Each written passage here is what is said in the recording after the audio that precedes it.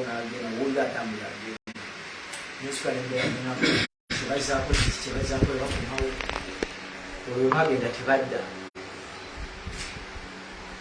olunaku olulala ne bakomawo ne baŋŋamba bwe ne pulezidenti wo mwena ne mupulaninga okukola naye twagala otubuulire biki omwagala okukola nemagaba bakama bange kino setgai sina kyemanyi nekyagula simusembeerangako simumanyi ja simuleba bulabi kwagala bunayagala omuntu nga bambisako omuntu ku mubiri kyatwala ennaku nga musanvu olunaku olw'omunaana bajja ne baŋŋamba sebo oganye tugamba kyembagamba nze omubuuza bana esina kyemmanyi nze ne muvuzi wa boda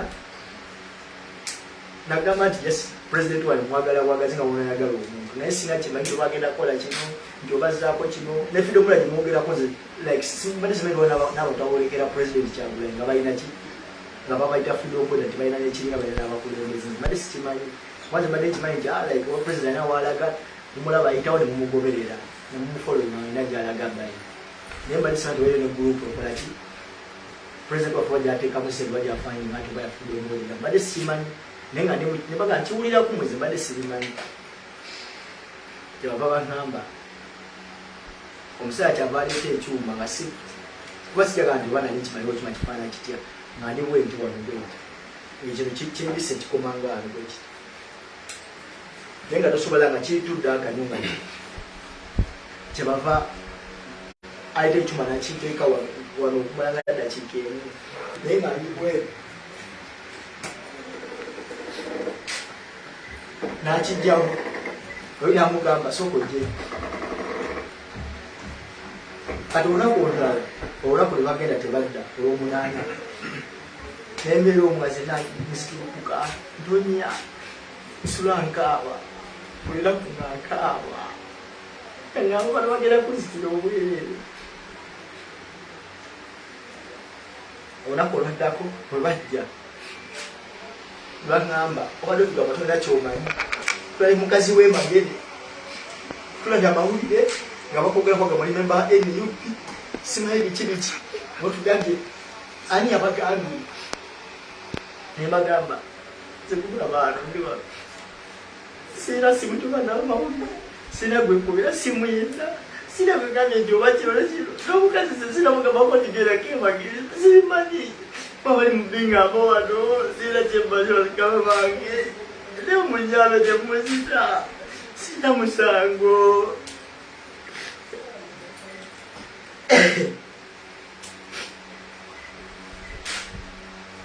omusajja nandikako wano ekyuma ekiyinjo kyabulya kyava mugamba we kujja namuyita n'agenda weyamuyita n'agenda olunaku nga lwamwenda nembeera munaku nga 3 nga tena kyebankola nga ndi omu olunaku olulala bajja ne bankuba empiso wano wankuba empiso nembeera omu kati mba ndi awo nga ntudde bwasi olunaku olulala mpulira abantu abatambula nga jukewowuliramu abatenge batambula naye nga mwenali osobola ati walina abantu abalala balimu kuba nali mukalumu naye ngaosobola okumanya nti mwerumu mulimu abantu abalala abalimu oba mulimu abantu abalala jesi nga babatokyanima kuba osobola sawuni z'abantu naye nga like nijja bakuteesa ekintu mu omuntu osobola kuwogana bakuteeseeko ekintu ojayo nga edobe tesobola kufuluma kati kyabava mpulira nga mugana nagamba kalina mulamwa kano kakyali kalina mbo abagamba nzi naye nga just oli abalinga kanokyende kalina mulamwa kati olunaku wayitawo munaku bbiri ne bajja nali bweti nga wansibye bweti wansi nalina ekinakanja bandetedde emmere okulya nagenda banga basumula zino enjegere zonna zonna banzijako kati nembeera awo naye nga muli sina suubi manyi nti buli kiwe kyali kyakola kiwedde kyava baŋŋamba you stand up kati mba situka mpola bwe ngamba yumu kuvantambula nenga nina kino kinaka oli kyava kwate nansindika nekuba omuntu okukisenga wana wazimba wana nesituka kubona tuka mu ddwaliro omusookera abantu wazimbiwe wati aliwo ekimundu mu ddwaliro wenatuuka nempulya nga batambula bagula enzigi mpulya bano abantu abaali boogera luswayiri kuba wali abandi tebayogerako kintu kyona baati kamuloka kubayogerako kintu baboogera luswayiri kintu kamuloka kaali kamuloka kati batwamuloka abantu baalinga bana kuba mabega natula wakati ng'owulire ne waliwo omukuofiringa esajja eno ngeri okuofiringa nga kati eri mumaaso owulira abantu nga balinga aboogera ababika bali motoka leto motoka nempulya motoka ngitandisa okwambuka bwenti ngamba tewamukama katonda bati naye bagenda kukola ki baye tebagenda kunkuba masasi nebanvuga naye tuno bwembalabala musawo za dakika 30 nemotoka eyite pakinzi nali ndiawo nga mpulya emotoka nga epaki naye kyakana 30 mba kuteberezaamuka motoka mukupakinga omusajja okyavaavaamu nebankwata nebanja mu motoka nanya gundi yange mkono giri mmotoka olukyavansijawo kuno empungu emabega bwali nangamba bwozalina tugenda kukuba amasasi naye nga ndi mukimasiki kyange nembagamba akawange nze saawa eno wano mwengi sijja bagamba nti kinesiga mukama katonda katonda yali nange kyona kyemukola saalusa gyensobola kukola kyemugamba okukola kyenkola nebangamba tambula obangamba otambula naganda otambula nasigala nyinyigiza omusajja omutavankuba oluyene mabega nga nze muli ngamba olina atambula bagenda kukuba amasasi nga bamugweramu like wamu distance nengamba ati sebankuba kamba gwemu waneeno omulamu gujja tumala guyinza olumira nga ngudde awo bali bangamba tambula naye nga ekkubo liri nga emotoka emaze osimbula lyalimu engeri ya x nga emotoka ezimu zislopinga endala zidda saidi z'emigozi bandusawo zaali sawa nga ttano kubala kwambulero nga ziri musawa nga ttano ga kikamba asatu ati webanteeka kumunga etambula nentambula sabu kyavaa ngamba kwata emiboti kati nati otambula nangamba stop nansikawo akanakano ku mutwe gwaki kati nzi wano olwedde wano omuntu nga nsobola ngamba kati nenjagala mbenga alaba sobola omusajja nenga wabula abantu abali bali eri gibatese ku mutwe nabyo olaba motoka etambula mpola mpola olina ngamba you move nentambula nengole nali very weak wakajasa mfunye mukutwayi naye nali sobola natambula kuba bankuba kubanga omunamuna mumuma mbiri zino zimuma munda muno mumuma nembeera zisabwe nti mpulira obulumi bava baŋŋamba ngabamaze omugamba tambula ngenda okudda mulyango emotoka ekkirira egenda kali natambula distance okuvanga n'omwami we nensitamu wansi gwe nensuka nembeera awo waitadakikanga 20 nendaba booda nga empulira amaluzi ga booda ejja nenva nenyira mukkubo neŋamba booda nyamba otwale kuba nsudde wali bali bampamba nagamba ojja kutwala nange ndiba omuntu watusooka osaba otakutwala era nyokusasa otakutwala nemugamba naye nyamba otwala ekyebantu olutuusa ekyabano jategeera wenkolaki wendagala kati ekyebanda waliwo omusawo ajjanjaba mukyala wange n'omwana ate okuntuma eddagala mu tawuni shoppinga nondeetewo ate nga oyo omukyala omwami wa nup nnyo ojja wona onalevo nyekodeni naye kati bwenatuuka awo abasajja ne banaga omukyala twamulayo ku tv nga zinaze noldi bandaba ngamba baali bamuwamba biki omusajja nakola mudwaliro munda nakola treatment yasooka nagamba waboda omusawo eyabingamba binize ngandeyanyama waboda agambe omwesente yabadde nabuuza kwesente muka waboda namugamba topadi nekikumi jasinanga nkikoze nga baki bamulogogona kumuyamba kati nabadde okudwaliro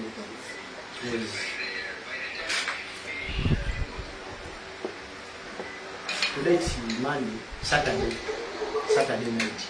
Nensulawo kati kumakya nkya ku Sunday mukyala wange bantwala mu ddwaliro kati omukulu ndowooza oluzungu agenda lwogerere bweru alumanyi naye ndowooza olwobudde abagala kufuna bayite abagala kikole kati briefly, yes, if you can.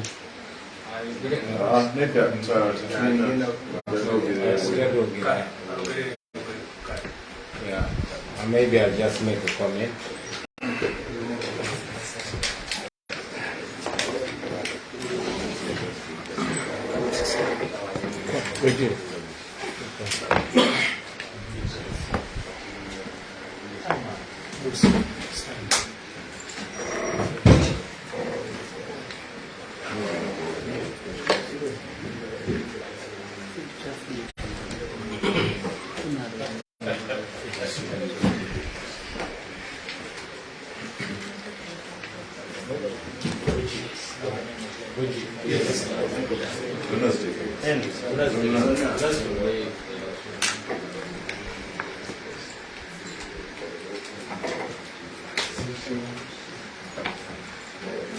ensonga endala ono kyabadde akogerako naye musobola tumubuuzaawo mumotoka mubanteeka wansi wali bwenali steppinze bwenti wansi nga ndaba mpulira ninga alinye ku mundu ku biti wano wansi naye nga nze nyini saazika bakontinzirako naye nga osobola ofiringa ekintu wano oliyasi waliwo nga owulira waliwo obunye waliwo mundu mumotoka munda.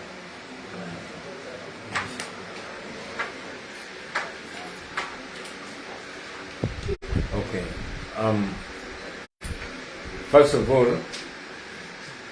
wadde kyanaku nnyo nti abantu baffe bawambibwa buli lunaku mu ggwanga. Kyasanyu nti muganda waffe mwesigwa Eric, sorry. Kyanaku nti abantu baffe bawambibwa buli lunaku naye kyasanyu nti muganda waffe mwesigwa Eric alabise. Tuze twogera ku bantu abawambibwa buli lunaku abawambibwa gye buvuddeko mu M7 ng'ali ku terere sita function eyo Mbarara naye yeefuula era nga bweri nkola nti ayogera kimu ate nayokola kirala. You want me to pause?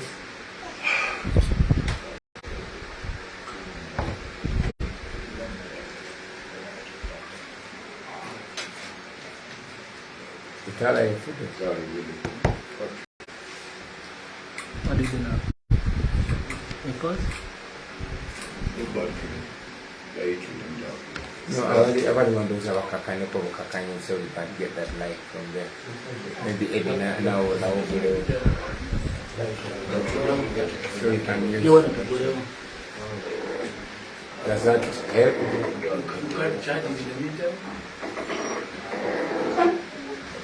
No, I'm thinking that those that are here maybe take a spot so that that light can benefit us. That's better, isn't it?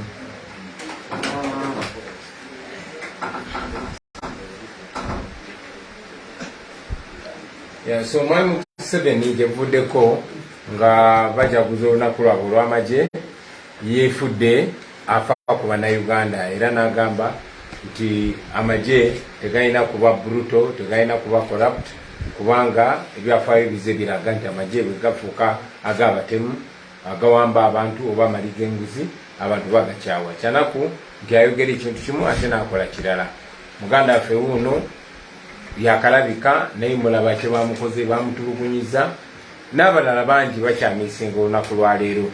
Bangi bawambiddwa okugeza baganda baffe okuva Kaseke, omu bamuyita Kalidi Sebbi, mulala bamuyita Kabugo Alex, bawambiddwa okuva na Kaseke. Tulina ne information from Honorable Nyeko nti bawambye n'abalala babiri Makindye. So ebikola bino by'okuwamba abantu bikyagenda mu maaso. Ekyennaku nti ate akakiiko akalina okuba nga kawalamya ddembe ly'abantu nako kawagira ekiwamba abantu. Era buli we tuvaayo ne tusula amaloboozi gaffe bagamba tebawamba abantu. So kyanaku oswadde nnyo omukyala wa Gadya n'akakiiko konna akakozesebwa ate okunyigiriza eddembe ly'abantu. olwaleero bannaffe abawambibwa baleetebwa mu kkooti y'amagye Makindye newankubadde si basirikale.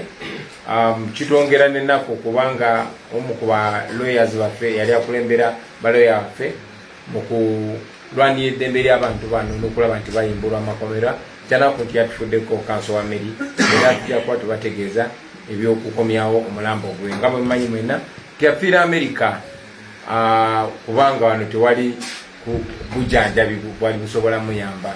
Muze muwulira gavumenti ya Museveni n'abo bagiyambako nga buli wetwogera ku nsonga y'eddembe ly'obuntu bagamba abo tebalina polisi tebalina kyebaagala kutereereza ggwanga tuvola aboogera ku kiwamba abantu kyokka naye ng'eggwanga buli kigenda maaso kiraga nti ensi nfu terina nkola eyamba abantu. Kanso wa Meri yafiiridde Amerika kuba ebyenzijanjaba bya wano bifo n'ebirala bwe bityo so kyanaku netukulisayo muganda waffe Mwesigwa era twongera okubanja okuteebwa abo bonna abawambibwa awatali musango abali mu kutulugunyizibwa n'abo abattibwa twagala batuwe emirambo gyabwe tugiziike mu kitiibwa. Thank you very much.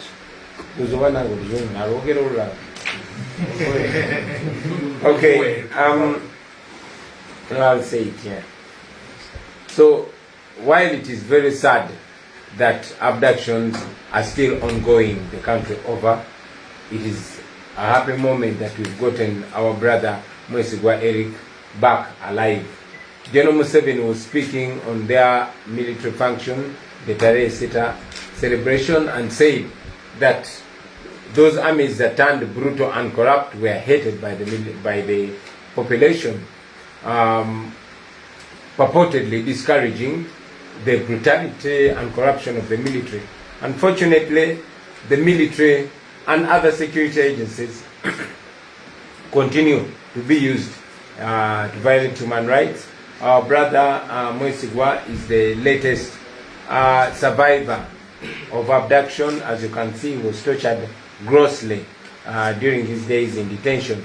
Very unfortunately, the commission, the Uganda Human Rights Commission, which is supposed to be defending human rights, is part of, by denying that there are abductions here, and it is a moment of shame for the head of the Human Rights Commission, Madam Wagadia.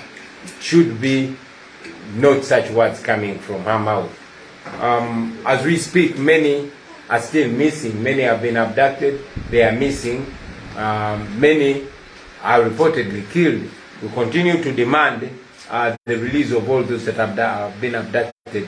I mentioned that just a few days ago from Nakaseke, our brother Khalid Sebi and Kabuko Alex were abducted. Up to now, nobody knows where they are. Exactly how it was with Mwesigwa. We were informed by the Member of Parliament for Makindye, Honorable Nyeko Eric, that there are two people that have been abducted from Makindye. So we demand for the release of those that are being held illegally, and we continue to call upon all Ugandans to join us in defense for human rights. Many are intimidated to keep quiet, but I want to remind you that if you keep quiet, your people will die in silence. Maybe if the wife of Mwesigwa kept quiet, Mwesigwa wouldn't have been brought back. Mwesigwa has been brought back due to the pressure that was mounted. When nabaina abantu bamwe nga babawamba nga mutisibwa nti musirike, mbasaba temusirika kubaje musirika abantu bamwe bajja batta ekimugunyo. Naye nga bwe mulaba Mwesigwa mukyala we yavuddeyo nasula eddoboozi lye n'abanja bbaawe, era eyo pressure eyaleetedde okutamu Mwesigwa. Singa twasikise busirisi obooli awo tetwandizeemu mulaba. Nsinyongera okusaba abakulembeze mwenna nammwe bannayuganda mwenna musule amaloboozi mubanje abantu baffe abaatemulwa.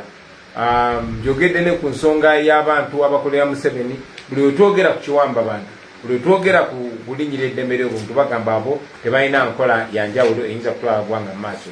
Nekirikirya nti byonna byafa okusinziira ne ku kanso waffe wa Meri eyatufuddeko, yali yagenda Bulaaya funa bujjanjabi bwanjawulo kuba wano tetwalina bujjanjabi bufaanana bwetyo. So buli kigenda maaso kikulaga nti gavumenti ya Museveni efairinze. N'okusingira ddala twagala abantu baffe mutuwe abantu baffe oba balamu oba bafu. Thank you very much. Okay. You slightly hinted about the two legislators and you did not elaborate on anything about them. I'm sorry. You slightly hinted on the two legislators and then you did not elaborate about them. The two that are tried in the jury court martial. No, not that's not the legislator.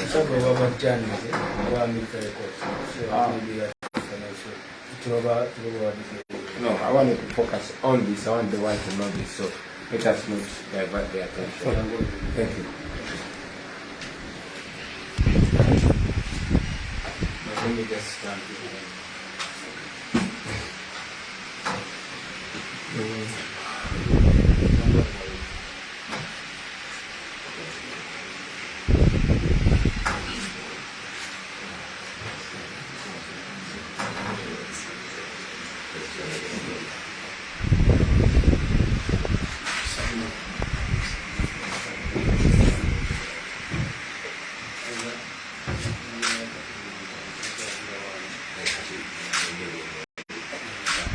So you will allow him to walk out to where there's light you can see.